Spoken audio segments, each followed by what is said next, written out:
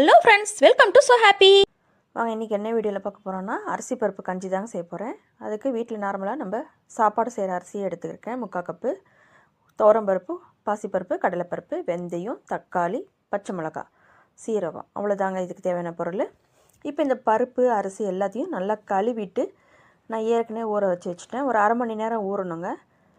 இதுக்கப்புறம் இப்போ நம்ம குக்கரில் தான் செய்ய போகிறோம். இது எதையுமே தாளிக்கணும்னு அவசியம் இல்லை. எல்லாத்தையும் நல்லா கழுவி தான் வச்சுருக்கேன். அப்படியே தண்ணியோடு சேர்த்துட்டு இது தண்ணி மட்டும் வடித்து எடுத்துருங்க.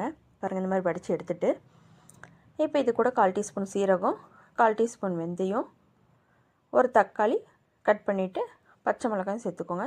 இப்போ இதில் 3/4 கப் அரிசி பருப்பெல்லாம் சேர்த்துனிங்கன்னா 1 கப் அளவு வரும். அந்த 1 கப்புக்கு நீங்கள் 5 பங்கு தண்ணி சேர்த்து ஊற்றிக்கோங்க.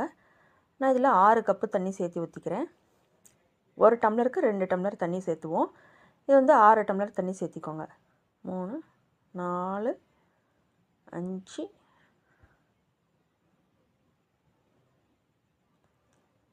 6, அதாவது 1க்கு 5 மடங்கு சேர்த்தி ஒரு 1/4 டீஸ்பூன் மஞ்சத்தூள். இந்த கஞ்சிக்கு தேவையான அளவு உப்பு சேர்த்திக்கோங்க. நான் ஒரு 3/4 டேபிள் ஸ்பூன் அளவுக்கு உப்பு சேர்த்திருக்கேன். இப்போ இது நல்லா கலந்து விட்டுட்டு அடுப்பை பற்ற வச்சுட்டு குக்கர் வச்சுருங்க. இதில் வேறு எதுவுமே சேர்த்த தேவையில்லை. இப்போ மூடி போட்டு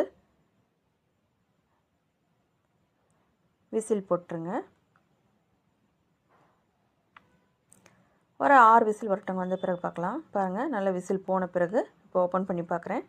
நல்லா சூப்பராக ரெடியாக இருக்குது. இது கூட கொஞ்சமாக மல்லித்தலை தூவி விட்டு நல்லா கலந்து விட்டுருங்க. உப்பு பத்தலைன்னா பார்த்து செக் பண்ணிக்கோங்க. அவ்வளோதாங்க, சூப்பரான கஞ்சி ரெடி. இது வந்து ரொம்ப காய்ச்சலாக இருக்குது, உடம்பு முடியல, கை கால் வலி, ரொம்ப அசதியாக இருக்குது அப்படின்னு சொல்லி நினச்சிங்கன்னா இந்த மாதிரி ஒரு தடவை கஞ்சி வச்சு பாருங்கள். இன்றைக்கி நைட் வந்து டின்னருக்கு வந்து நான் இதாங்க கஞ்சி தாங்க ரெடி பண்ணியிருக்கேன். ரொம்ப ஒரு மாதிரி டயர்டாக இருக்குது, அதனால் ஒரு மாதிரி இருக்குது அப்படின்றதுனால இந்த கஞ்சி செஞ்சுருக்கேன். இதுக்கு வேறு எதுவுமே தேவையில்லைங்க, அவ்வளோ டேஸ்ட்டாக நல்லாயிருக்கும். இதுக்கு நீங்கள் வந்து ஊறுகாவா, லைட்டாக ஊறுகாய், இந்த மாதிரி சட்னி, இது மாதிரி எது வேணாலும் நீங்கள் தொட்டுட்டு சாப்பிட்லாம். இல்லைனா கூட ஒன்றும் பிரச்சனை இல்லைங்க. இதில் பருப்பு வகைகள் எல்லாமே கலந்துருக்கிறதுனால நல்லா அருமையாக இருக்கும். வெறும் கஞ்சியே குடிக்கலாம், அவ்வளோ டேஸ்ட்டாக இருக்கும். இதே மாதிரி நீங்களும் செஞ்சு ட்ரை பண்ணி பாருங்கள். இந்த வீடியோ உங்களுக்கு பிடிச்சிருந்தா லைக் பண்ணுங்கள், ஷேர் பண்ணுங்கள், கமெண்ட் பண்ணுங்கள். மறக்காமல் நம்ம ஸோ ஹாப்பி சேனலை சப்ஸ்கிரைப் பண்ணிவிடுங்க. தேங்க்யூ.